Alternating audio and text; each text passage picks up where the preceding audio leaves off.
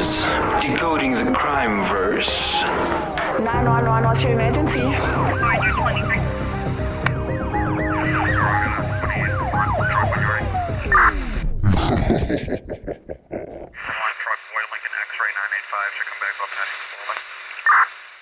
Welcome to Decoding the Crime Verse. I am Noelzii. And I am Dani. And this week, guys, first of all, can we say this was a topic that was actually suggested to us? Yes. But next time you suggest a topic, send your name, please. Please send your name.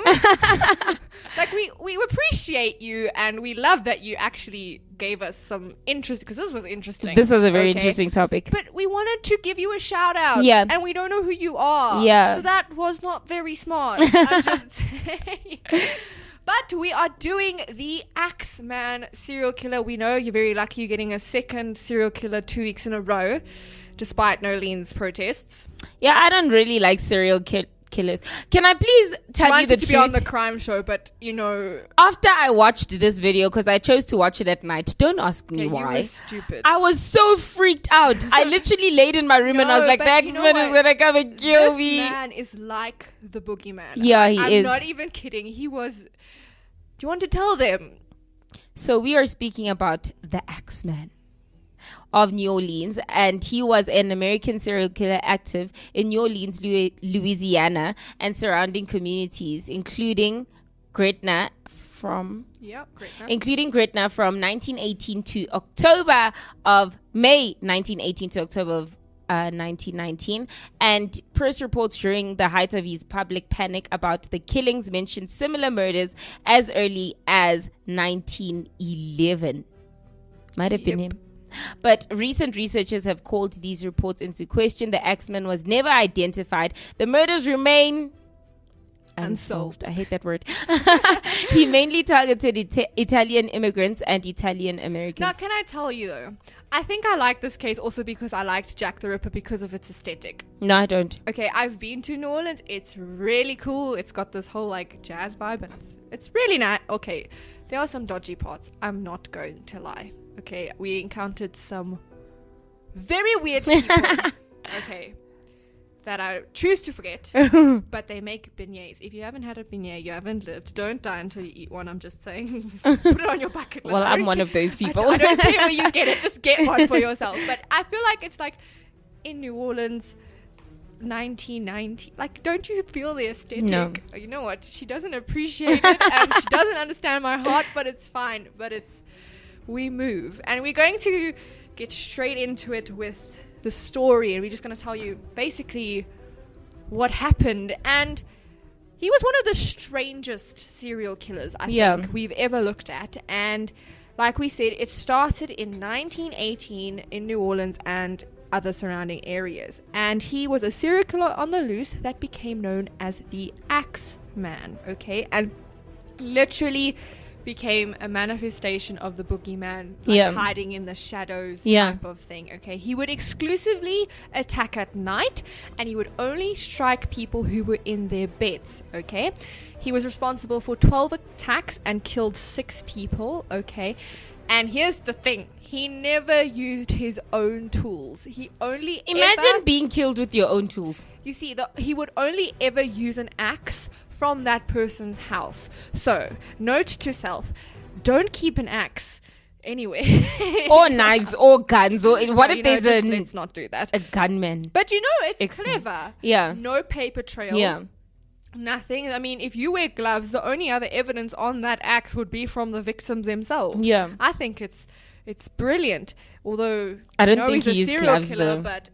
But you never know. You never know. Okay. And the first murder was on May 23rd, 1918, okay? And it was of Catherine and Joseph Maggio, okay? And they were struck violently by an axe, and then a razor had been taken to their throats. Catherine, I nearly said Kathleen. Don't know where that came from, but okay. Catherine had almost entirely been decapitated, and Joseph had suffered several injuries, and their bodies were then discovered by Joseph's brother, who lived in the same house. Nothing was seen, nothing was heard, and nothing was taken, okay? How do you get struck with an axe and still be quiet? You know what? That's my thing. I was like, how did no one hear them scream? And then did he then go, because this was his first crime, I'm sure he was like trying to figure it out. Well, like, where did the razor come from? Yeah, well, What on earth were you doing with the razor? maybe he rushed into their bathroom and grabbed one. And was like, sleep. I don't sleep. know. I don't know. Okay. I'm talking very casually, but this freaks me out. The only thing that was found was the axe, and it was an axe that belonged to the victims, okay? He was reported by witnesses to be seen as a large looming figure or a dark figure, okay?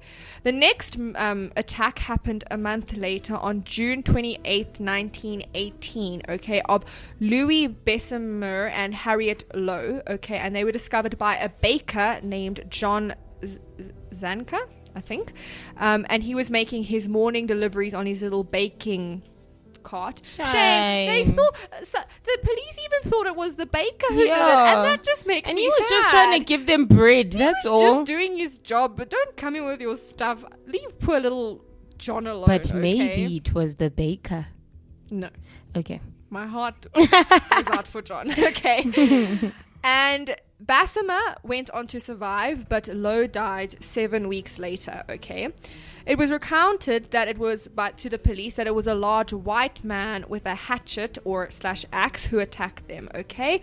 And again, the bloody axe was left on the scene, okay? A month later, we had our third attack on August 5th, 1918, at an undisclosed location of Mrs. Ed Schneider.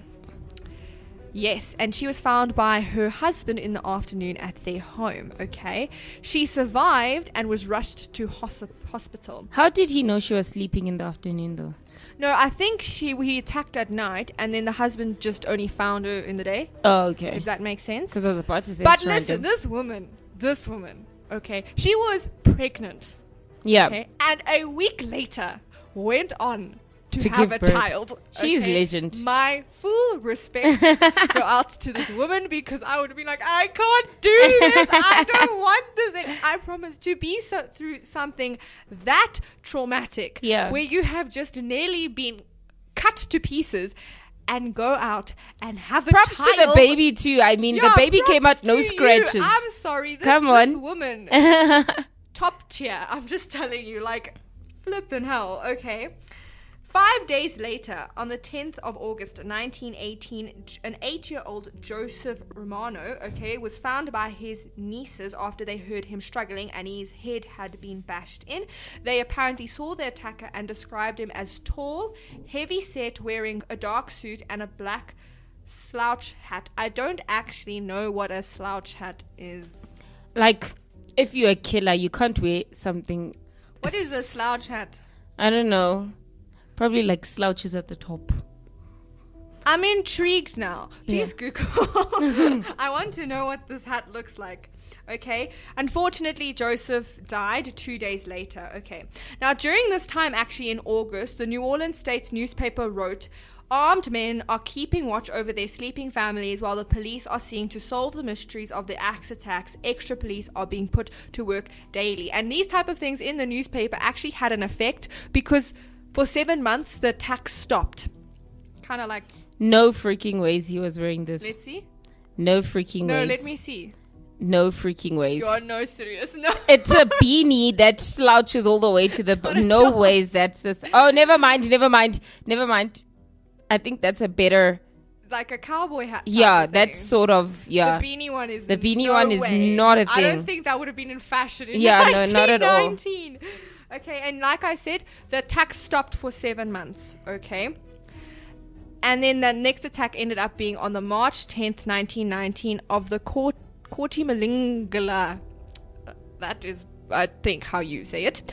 Family, okay? And Rosie walked in on her husband, Charles, who was fighting the Axeman, and their 2-year-old daughter was also there. Rosie and Charles survived. Unfortunately, their daughter, Mary, did not. Who on earth hits a baby with an axe? I don't know. You are insane. You are mental. This guy was demonic. Okay. That's it.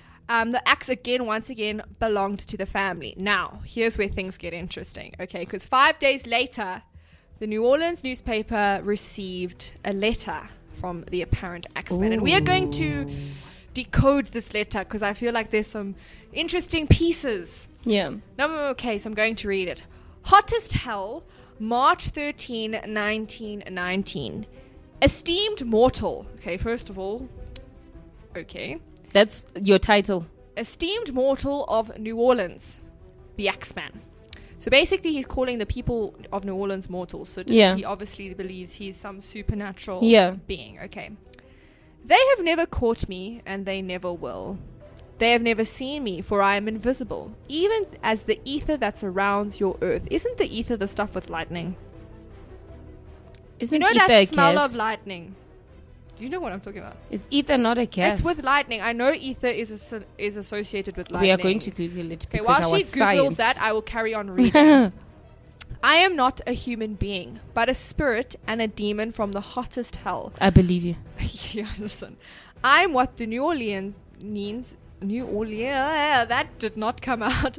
I am what you New Orleans and your foolish police call the Axeman. It's a gas. Yeah, but it's around with lightning.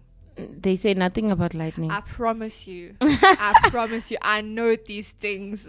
A pleasant smelling colorless volatile liquid, or in the Just clear sky, Google there's ether lightning and see what comes up. I'm very intrigued. I really want to know what this is. When I see fit, I shall come and claim other victims. I alone know whom they shall be. I shall leave no clue except my bloody axe, besmeared with blood and brains of whom I have sent below to keep me company. Who was the one who was also collecting people? Was it the Zodiac? It was. It was the Zodiac, yeah. Collecting people to be slaves in the paradise. afterlife. This is the same type of stuff here. There is lightning ether. I told you. I'm not crazy. If you wish, you may tell the police to be careful not to row me. Of course, I am a reasonable spirit. I take no offense at the way they have conducted their investigations in the past. In fact, there has been so utterly stupid as not only to amuse me, but His Satanic Majesty, Francis Joseph, etc. Who's Francis Joseph? Can I just ask? Let us find him on the internet. Because you're going to put him in a list next to Satan. Yeah, shame. I don't know what he did to be there. Like, hello, did it come up with anything? Okay. Francis Joseph, like, it's also spelt weird. Joseph. They don't know who he is talking about, but So clearly Mans is on a different planet. yeah. Okay, well, we knew that already. But tell them to beware. Let them not try to discover what I am, for it were better that they were never born than to incur the wrath of the Axeman. I don't think there is any need of such warning, for I feel sure the police will always dodge me as they have in the past. They are wise and know how to keep away from all harm. Guys, this man. Undoubtedly, you think of me as a most horrible murderer, which I am. But I could be much worse if I wanted to. If I wished, I could pay a visit to your city every night. At will, I could slay thousands of your best citizens and your worst, for I am in a close relationship with the angel of death. Again, I believe you. But listen. Out of the 12 people he attacked, he only killed 6. So if he was going to kill thousands of people, wouldn't he have to then actually attack like 2,000 people? Because he only has a 50% success rate. Yeah, my guy. And if you're that close to the angel of death, Yeah, why? Why are people These surviving? people are sleeping and they're still surviving. No, exactly. But here's where things get interesting. Okay. Now, to be exact, at 12:15 earthly time on Tuesday night, I'm going to pass over New Orleans. In my infinite mercy, I'm going to make a little proposition to you people. Here it is. I am very fond of jazz music, and I swear by all the devils in the nether regions that every person shall be spared in whose home a jazz band is in full swing at the time I have just mentioned. If everyone has a jazz band going, well then so much the better for you people. One thing is certain, and that is that some of you people who do not jazz it out on the specific Tuesday night, if there be any, will get the axe. So basically he wanted people to party in exchange for their life. But for me, this could have like, been a curse as well, because it's sort of like the Passover. That was my the first thought was like, this is like a deranged version of the Passover. Passover. Yeah. If you don't know what the Passover is, dear listener, it is when there was a curse placed on Egypt back in the days when Pharaoh didn't want to let the people of Israel go. And then every firstborn would die in that house unless you placed the blood of the lamb on the doorposts and the lintels of your house. So this is kind of the same thing, but with instead of the blood of the lamb, we're using jazz. Because even that night, the angel of death passed over every house. The last part of it says, well, as I am cold and crave the warmth of my native Tartarus, which in Greek mythology is the depths of hell, and it is about time I leave your earthly home, I will cease my discourse, hoping that thou wilt publish this, that it may go well with thee. I have been, am, and will be the worst spirit that has ever existed, either in fact or realm of fancy. The Axeman. I think this was him that wrote this letter. And we'll get to theories later, but I honestly do think it was him. I do think that there was some sketchy, demonic things happening there. Yeah. There is quite a couple. I promise you, every second shop in New Orleans, in Jackson Square, which is like this like city central type of thing, every second shop is voodoo. Like, I'm not even kidding. Crazy. Come here for this. I promise you, I was just like, let's leave. Let's go away. I don't want to be here. Let's go somewhere else. So instead, we went to go look at a plantation. Yeah. So I was like, I'm not being here. So basically, he wanted people to jazz it up. Yes, and this letter actually inspired a song. Okay, called Don't Scare Me Papa, also known as the Mysterious Axeman's Jazz. I actually listened to it. Yeah. It's not bad. It's got no lyrics. I heard a bit of it. It's like it. Typical jazz. Yeah, it was, Okay. On March 1919, it was said that the city was truly alive that night as people blasted jazz music from their homes, and if they didn't have a record player, they poured into local jazz clubs to stay clear of the owners must have been happy. Very happy. Okay. And actually, no one was killed on that night. So technically, he stuck to his word. Okay, but then on August 10th, 1919, Steve Boker was badly injured in his home after he woke to a man next to his bed with an axe. Okay, Boker managed to survive the attack and reportedly staggered to his friend's home and then called the police. I also give this man credit. The fact but I would be freaked out opening the door and here you see this half-axed I don't know what I would person. Do, honestly. Okay.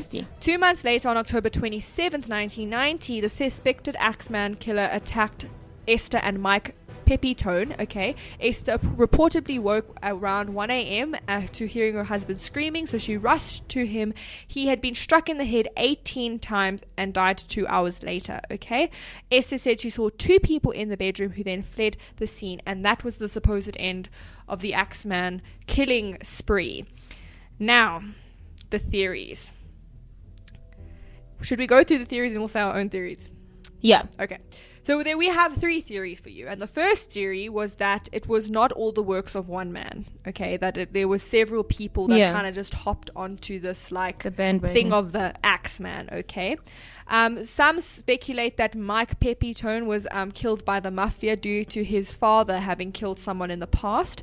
Okay. Another case that came under speculation was Louis Bessemer and Harriet Lowe, because Lowe was killed but Bessemer was only injured, and they actually had found secret letters written by Bessemer in Yiddish and Russian, and it was thought that he was actually a Nazi spy. Yeah. But then they were like, so you're telling me the man actually hacked himself with the axe just to like have a cover story? Does not make sense. No, it doesn't. And it also fitted the thing of it happened at night, they were sleeping, and it was with the axe. Yeah. Okay.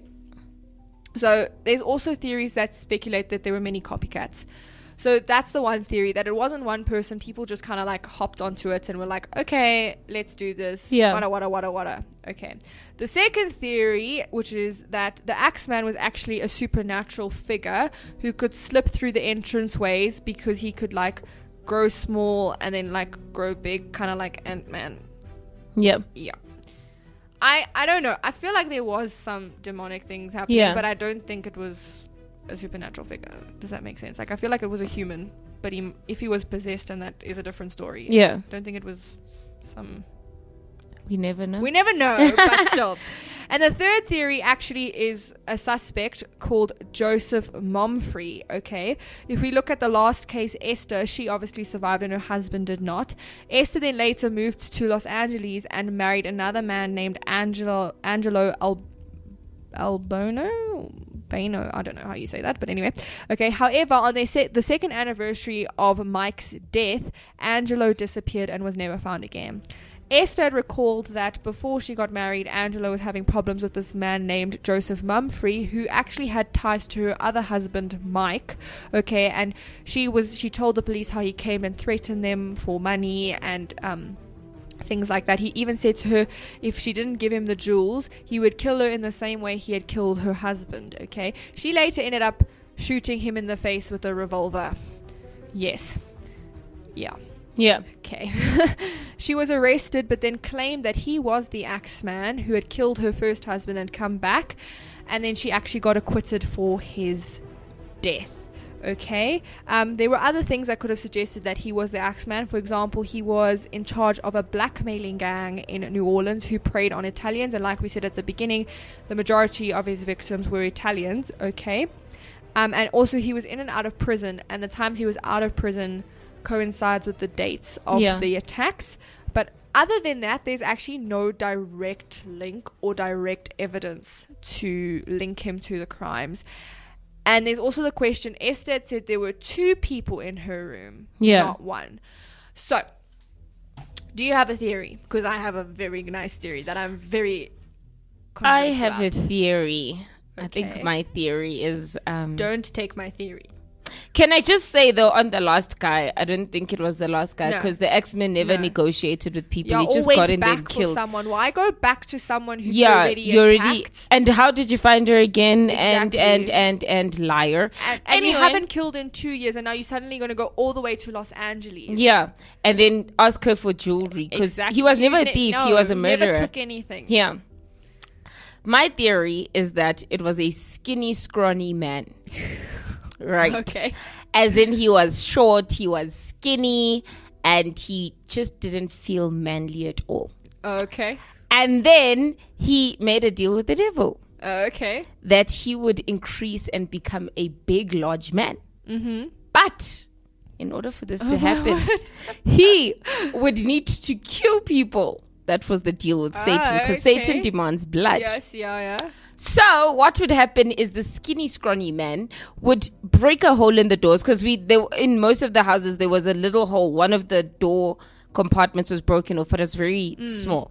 And then he'd crawl in, because he's very skinny. And then he'd grow big. And then he'd grow big, and then he'd axe them to death, and then he'd grow small again, and then crawl through that little place. And then he would give Satan the blood that Satan wanted. Okay. So even though he didn't kill those other 6 victims that were just... Satan still got blood. Okay. So my theory is quite not complicated, but it's yes. Okay. I believe there was one man. I don't believe there was copycats. I believe there was one guy who did the killing. He was the same who wrote the letter, etc., etc. Whether he had demonic ties and stuff like that, not important to my story. Okay, I truly believe that he attacked all of them except the last person, except for Esther. Yeah. So we'll get to that part. So the reason why I say that is I think Esther actually killed her first husband, okay, blamed it on the Axeman. Yeah. Then when she got remarried, she killed her second husband, okay, but now there's no Axeman in Los Angeles. So she chose the person who had that she knew her ex-husband and both her husbands had connection with, who was kind of a shady figure. Yeah. And then blame it on him. And by killing him, I mean, they could never then actually ask him about it. And so I honestly think she got away with triple homicide. Yeah. by using the Axeman as an excuse. With the Axeman himself, I think he was very messed up in the head, and I think that because if you read his letter, he's clearly believing he's come from hell and he's here to kill and things like that. So my thought was at the end of his letter, he says he's going back to hell. So my thinking or thought process is that he did kill those people or attack those people. I actually think he killed himself to go back to hell, if that makes sense. And then that's why he was never actually found, because then they would have just found this body and be like, oh, suicide, rule it, put him in the grave, type of thing, and never look at him again. Type of thing. So yes, my theory is there was an Axeman. He then killed himself, and then Esther used it as an excuse to kill both her husbands and then the scapegoat as well. Yes. That is my theory. I am very proud of my theory. When I came up with it, I was like, I am a genius. Very proud of myself. Esther, you're a liar. Well, she's dead now. Oh, Esther, you were a liar. Because, 1919, I don't know if you joined the other people in hell or if you got saved, but... Yes, so, I think there probably was... It's very dark. So Esther was also a serial killer? Technically, yes, because she killed 3 people. Because it takes 3 to be a serial killer. Yeah. But yeah, I don't think she was attacked by the Axeman. No, but not at all. I do think there was an Axeman, and I do think that he was responsible for all that. In the other family, the Axeman was caught fighting with the guy, and then he hacked the baby and the lady. So why would he just go, oh? Exactly. My thing is, that letter, I don't know, I've just got this feeling it's one guy, and that he was really into some dark beliefs and rituals and stuff like that. And that now this was the result. And then it ended, he killed himself. Which, technically that explains why he was never found. Yeah. Especially because normally serial killers, they can't just stop killing. So either that or he went to prison or something like that. Yeah. Maybe he could have met the Lord. That's the happy version. But I think he would have told his story. He would have confessed. Yeah. Okay. So maybe not.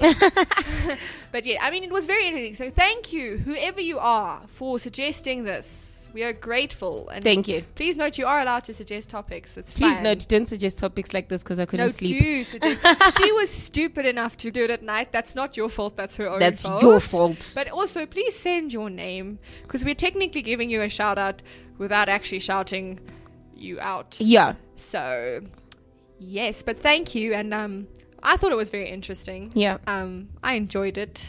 We've never done one in New Orleans before. Do you want to try call this person? You want to call them right now? Let us call them right now. We're going to call them right now. Good morning. I'll keep you entertained while she does this.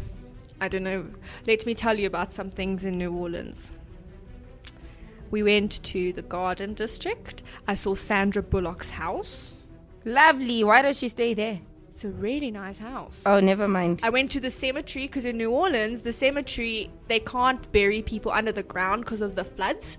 So they have to bury them above water. So there's little house things that they put the dead bodies in. Yeah. Wait, else? Hello? Tercio? Okay. We are giving you a shout out on our show for suggesting the X-Men. We are doing your topic. Thank you very much, sir. I regret doing the topic now, just because who suggested it. All right, cool. Bye. Well, there we go.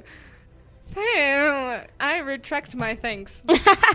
I will still give you thanks because at least he gave us a topic for this week. Now I know exactly why you didn't sign it. I wouldn't have done it.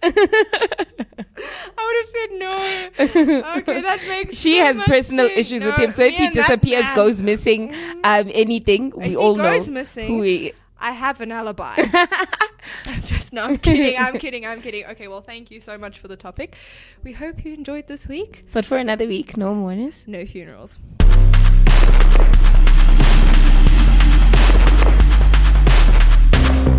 Like what you're listening to? Follow us on Gab and Twitter at ActiveFM, Instagram at ActiveFM777, and Facebook at /ActiveFM.